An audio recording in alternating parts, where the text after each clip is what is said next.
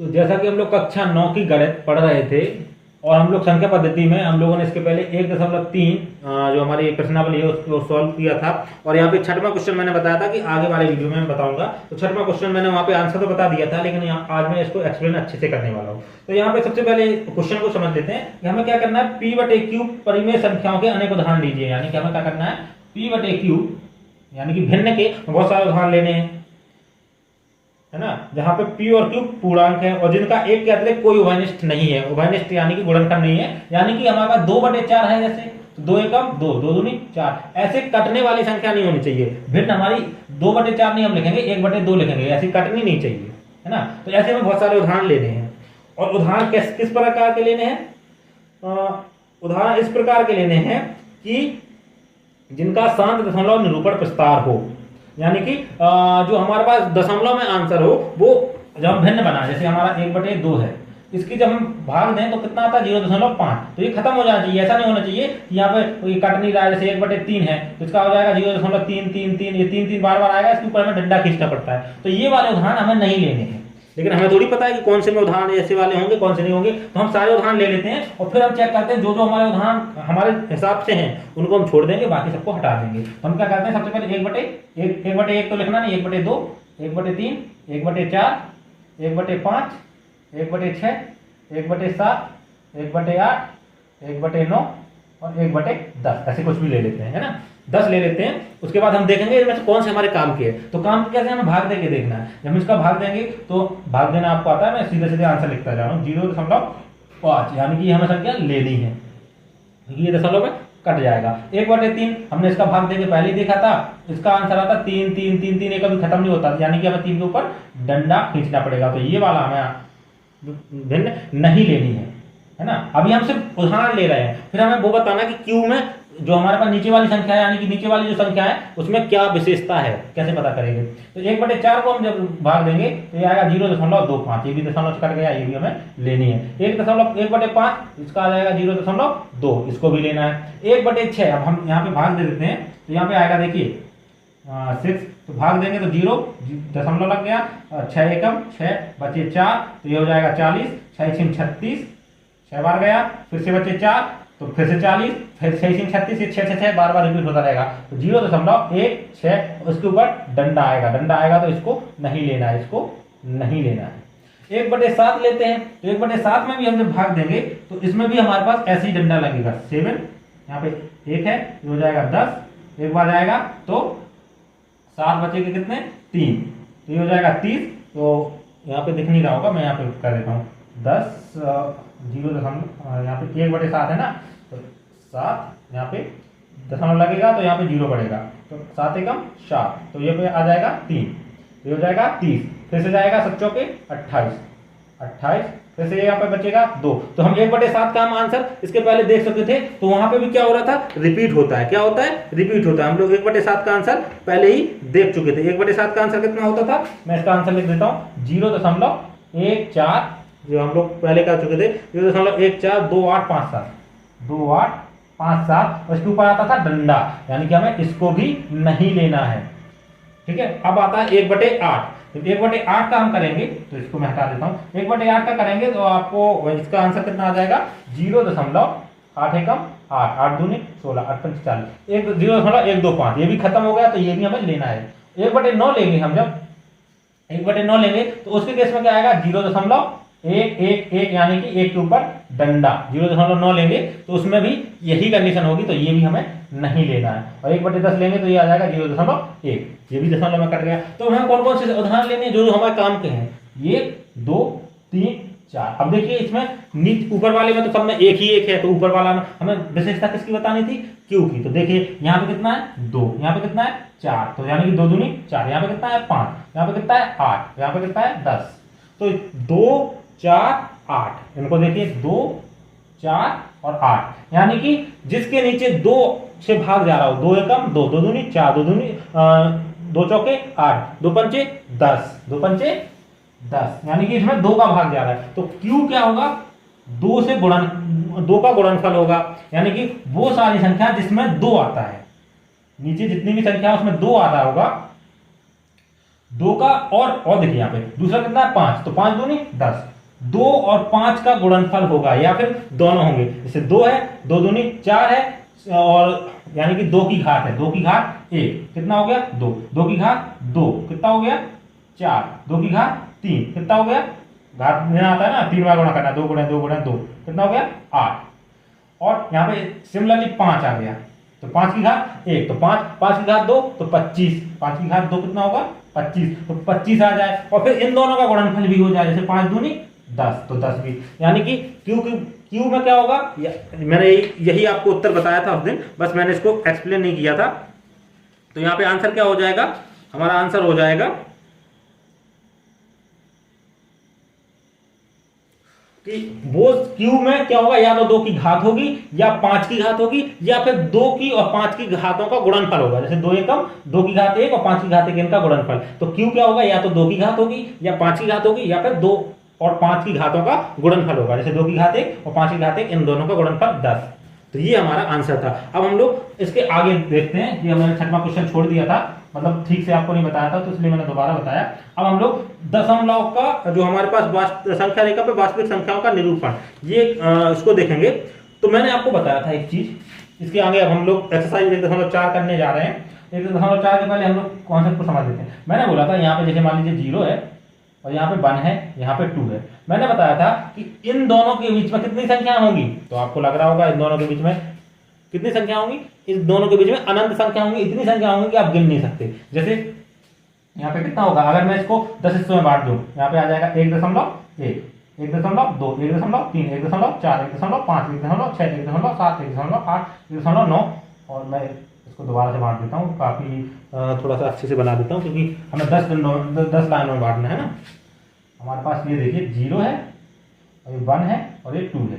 अब यहाँ पे 1.1, 1.2, 1.3, 1.4, 1.5, 1.6, 1.7, 1.8, 1.9, 1.10, यानी कि ये आ गया। तो हमने यहाँ पे 10 भागों में बांट दिया, तो यहाँ पे कितना होगा 1.1, 1.2, 1.3, 1.4, 1.5, ये क्या है 1.5, और ये क्या है 1.6। अब इन दोनों के बीच में कितनी संख्या होगी, हम इसको अगर बड़ा करते हैं, इसको बड़ा करने का मतलब ऐसा नहीं है कि लाइन बड़ी कर रहे हैं, इसको इसके अंदर भी बहुत सारे कांटों में, यानी कि इस डंडे को तोड़ लें, उसको और छोटे छोटे डंडों में काट दें, तो ये मान लो 1.5 यहाँ था, अब इस लाइन को मैंने इतना बड़ा कर दिखा दिया। मतलब हम अगर दूरबीन से देखें तो ये लाइन बड़ी हो जाएगी ना, मैग्नीफाइंग ग्लास से देखें तो ये लाइन बड़ी हो जाएगी। तो 1/5 यहाँ पे है, 1.5 यहाँ पे, 1.6 यहाँ पे है। अब इसके बीच में हम 10 टुकड़े कर दें, 1 2 3 4 5 6 7 8 9 और 10 हमारे। तो देखिए यहाँ पे क्या हो जाएगा 1.5 1, 1.5 2, 1.5 3, 1.5 4, 1.5 5, 1.5 6, 1.5 7, 1.5 8, 1.5 9, और ये 1.5 9, सॉरी 1.1 में लगाना भूल गया, सब में दशमलव है, 1.1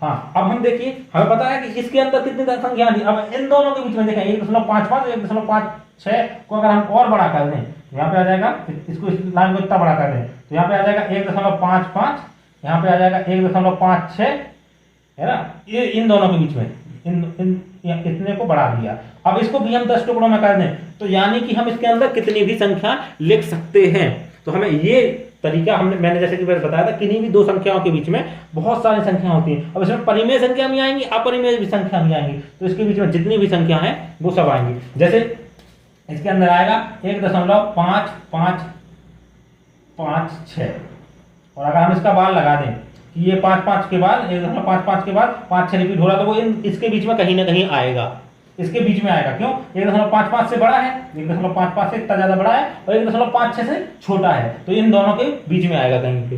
तो हमें इसको कहाँ लिखना है, या फिर हम इसको इस तरीके से करते हैं, 1.55 के बाद हम 6 को और 6 के ऊपर लगा दें डंडा, तो ये कहाँ आ रहा होगा, ये कहीं इसके बीच में कहीं आ रहा होगा। तो हमें इस तरह से इसको लिखना है, इसको सीखना है। और मतलब ये अगर हमसे ऐसा कुछ पूछा जाता है कि ये कहाँ आएगा, तो हमें इसको ऐसे ही एक्सप्लेन करके बताना है। तो आपकी बुक में ये दिया हुआ है, तो आप उसको समझ सकते हैं। हम सीधे सीधे हम एक्सरसाइज पे आते हैं, हमारी जो प्रश्नावली है उस पे आते हैं। तो हमारे पास यहाँ पे प्रश्नावली है 1.4, 1.4। और यहाँ पे अगर हम लोग उदाहरण देखें तो आप उदाहरण भी देख सकते हैं, एक उदाहरण दिया होगा यहाँ पे कि हमें पे क्या बताना है। मैं इस उदाहरण को कर देता हूँ, फिर हम एक्सरसाइज पे आएंगे। उदाहरण है हमारा 5.377777, या फिर यूँ कहें कि ये 7 बार बार आ रहा है, 7 या फिर इसको लिख सकते हैं 5.37 के ऊपर डंडा।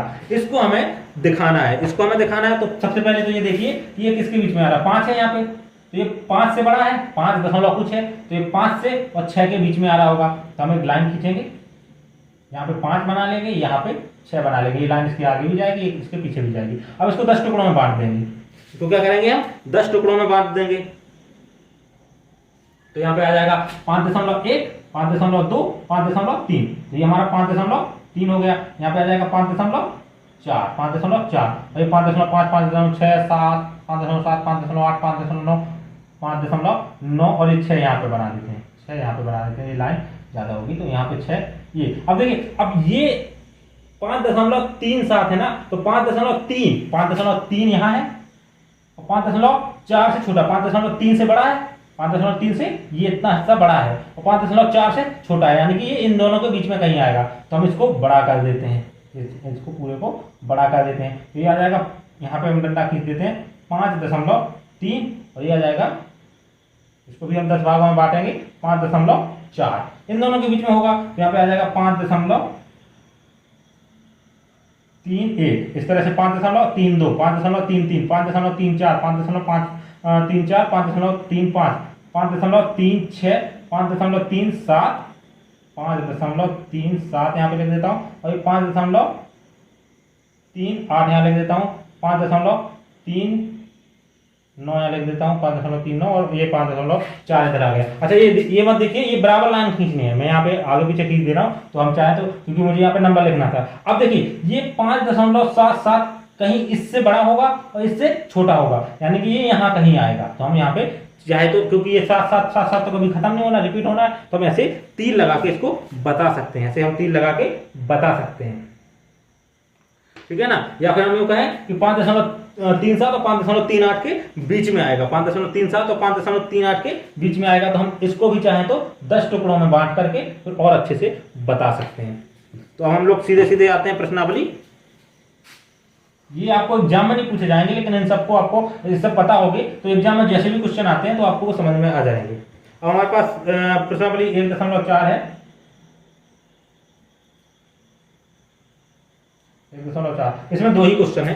पहला क्वेश्चन क्या कह रहा है, और मैंने जैसा कि आपको बताया, आपको सारे के सारे उदाहरण सॉल्व करने, उदाहरण लगाने हैं। उत्तरोत्तर आधार संख्या पर आधारित संख्या 3 दशमलव, हमें क्या करना है, यहाँ पे संख्या है, पहला क्वेश्चन क्या कह रहा है, 3.765, इसको निरूपित करना है। तो हमें क्या करना है, 3 और 4 के बीच में एक लाइन लेनी है, ये 3 है और ये 4 है, इसको 10 भागों में बांटेंगे। तो 3.7 कहीं यहाँ आएगा और 3.8 यहाँ आएगा, ये 3.7 है, तो 3.8 है, तो इसको भी हम 10 भागों में बांटेंगे। तो यहाँ पे 10 भागों में बांटेंगे तो 3.7 है और 3.8 है, 3.7 1, 3.72, 3.73, 7 6 यहाँ आएगा, 3.76 यहाँ आएगा, 3.77 यहाँ आएगा। उसके मतलब हमें 10 भागों में बांटना है, तो हमें गिनते जाना है। अब इसके बीच में मैं पूरा क्वेश्चन इसलिए नहीं कर रहा हूं ताकि आप कर पाए। अब इसको भी हम, यहाँ पे 3.67 है और 76 है और यहाँ पे 3.77 है, इन दोनों के बिल्कुल बीचों बीच, क्योंकि 5 है तो बीचों बीच आएगा 3.65, 3.765, 765, मतलब 1 2 3 4 5 6 7 8 9, तो ये बीचों बीच आएगा। तो इस तरीके से आप निरूपित कर सकते हैं। अगला क्वेश्चन है, दूसरा क्वेश्चन आपको वैसे तो उत्तरमाला में मिल जाएगा। दूसरा क्वेश्चन है 4.78 संख्या रेखा पर 4.26 को निरूपित करना है। और 26 क्या है, इस तरह से है, तो इसको क्या करना है, 26 4 अंकों तक हो गया। अब आपको इसको निरूपित करना है, लेकिन ये एग्जैक्ट नहीं होगा। जैसे आपको इसको क्या करना है, 4 और 5 के बीच में होगा, यहाँ से पता चल गया कि 4 से बड़ा है 5 से छोटा है, 4 और 5 के बीच में लाइन खींचेंगे, फिर 4.2 और 4.3 के बीच में लाइन खींचेंगे, 4.2 और 4.3 के बीच में। सबसे पहले क्या करना है, 4 और 5 के बीच में लाइन खींचेंगे, फिर इसमें से क्या आएगा, 4.2 और 4.3 के बीच में आएगा। फिर उसके बाद क्या होगा, इन दोनों के बीच में क्या आएगा, 4. उसके बाद कोई और नंबर आएगा 4.256 से बड़ा है, 2.5 से बड़ा, यहाँ पे 2.6 से बड़ा है और 4.27 से छोटा है। फिर इन दोनों के बीच में एक संख्या आएगी, उसके बाद हम देखेंगे 4.26, 2 से बड़ा है और 4.263 से छोटा है, और इन दोनों के बीच में कहीं पे जो संख्या आएगी। तो आपको ऐसे नंबर सिस्टम को फैलाना है, ऐसी संख्या रेखा को फैलाना है। मैंने यहाँ पे लाइन नहीं बनाई है, वो लाइन आपको खुद बनानी है, उसको खुद से हल करना है। तो ये थी आपकी प्रश्नावली 1.4। अब इसके बाद हम लोग देखेंगे प्रश्नावली 1.5 के लिए, तो उसके लिए हम लोग अगले वीडियो में बात करेंगे।